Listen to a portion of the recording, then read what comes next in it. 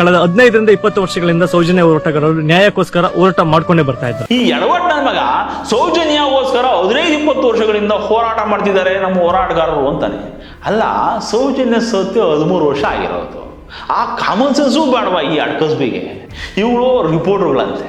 ಮೊನ್ನೆ ಇದೇ ಓದಿಗೆ ಅದನ್ನು ಒದೆ ಬಿದ್ದಾಗಲೇ ನಮ್ಮ ಮಠಣ ಬಂದು 3 ಪ್ರಮುಖ ಮಾಧ್ಯಮಗಳ ಪ್ರತಿನಿಧಿಗಳ ಮೇಲೆ ಹಲ್ಲೆ ಆಗ್ಬಿಟ್ಟಿದೆ ಅಂತ ಹರ್ಕೊಂಡಿದ್ದು.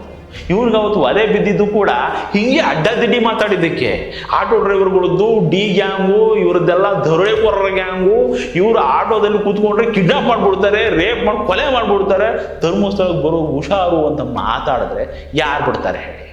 ಆಮೇಲೆ ಇನ್ನೊಂದು ವಿಷಯ ಏನಪ್ಪ ಅಂತಂದ್ರೆ, ಈ ಹುಡುಗನಿಗೆ ಎದುರಿಗೆ ಯಾರೂ ಇಲ್ಲದೆ ಇದ್ರೆ ಸಿಕ್ಕಾಬಟ್ಟೆ ಧೈರ್ಯ. ಅವಾಗ ಕೇಳ್ಬೇಕು ಇವ್ನ ಡೈಲಾಗ್ಗಳನ್ನ. ಮತ್ತು ಯಾರೆಲ್ಲ ಈ ಕಾಗೆ ಗಿಳಿ ಮತ್ತೆ ಫೋಟೋ ಟಿವಿ ಅಂತ ಮಾಧ್ಯಮಗಳಿಗೆ ಕಿವಿ ಕೊಟ್ಟು ಕೇಳ್ಕೊಳ್ತಾ ಇದ್ರೆ, ಸೊ ಅವ್ರುಗಳು ಕೇಳ್ತಾ ಇರುವಂತದ್ದು, ಅವೋ ಒಬ್ಬನೇ ಇದ್ದಾಗ ಹಿಂಗೆ ಹಾರಾಡ್ತಾನ, ಯಾರಾದ್ರೂ ಎದುರಿಗೆ ಬಂದು ಯಾಕೋ ಅಂದ್ರೆ ಸಾಕು ಗೊಳೋ ಅಂತ ಹೇಳ್ತಾನೆ. ಕೆಳಗೆ ನೋಡಿದ್ರೆ ಪ್ಯಾಂಟ್ ಎಲ್ಲ ಒದ್ದೆ.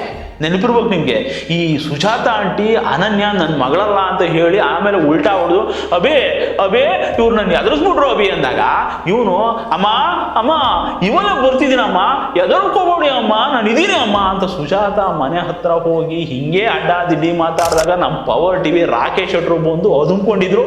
ಅವತ್ತು ಹೀಗೆ ಹೋತು ಒಂದೇ ಸಮನೆ ಹೊತ್ತುಬಿಟ್ಟ.